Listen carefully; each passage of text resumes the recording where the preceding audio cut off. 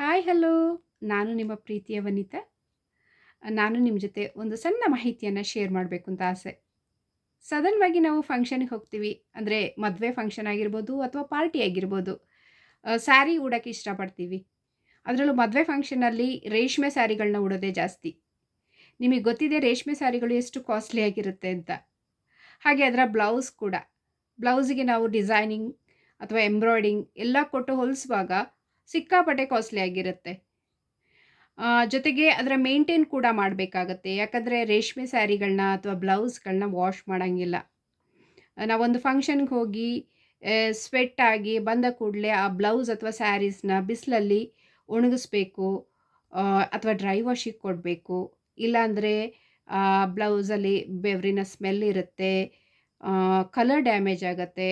Next time ನೀವು ಅದನ್ನು repeat ಮಾಡಬೇಕಂದ್ರೂ ಕೂಡ ಅನ್‌ಕಂಫರ್ಟ್ ಫೀಲ್ ಆಗುತ್ತೆ ನಿಮಗೆ. ಇಂಥ ಸಮಯದಲ್ಲಿ ಅಂದರೆ ನಿಮಗೆಲ್ಲ ಗೊತ್ತಿರುತ್ತೆ, ಸಾಧಾರಣ ಎಲ್ಲ ಯೂಸ್ ಮಾಡ್ತಾ ಇರ್ತೀರ. ಯೂಸ್ ಮಾಡದವರಿಗೆ ಅಂದರೆ ಸಿಕ್ಕಾಪಟ್ಟೆ ಸ್ವೆಟ್ ಆಗೋರಿಗೆ ಕೂಡ ಈಗ ಎಲ್ಲ ಶಾಪ್ಸಲ್ಲಿ ಸಿಗುತ್ತೆ ನಿಮಗೆ ಈ ಸ್ವೆಟಿಂಗ್ ಪ್ಯಾಡ್. ಈ ಸ್ವೆಟಿಂಗ್ ಪ್ಯಾಡ್ನ ಯೂಸ್ ಮಾಡೋದ್ರಿಂದ ನಿಮ್ಮ ಬ್ಲೌಸ್ ತುಂಬ ಚೆನ್ನಾಗಿರುತ್ತೆ. ಬೆವರನ್ನು ಹೀರ್ಕೊಳ್ಳಲ್ಲ. ಮತ್ತು ಕಲರ್ ಡ್ಯಾಮೇಜ್ ಆಗಲ್ಲ.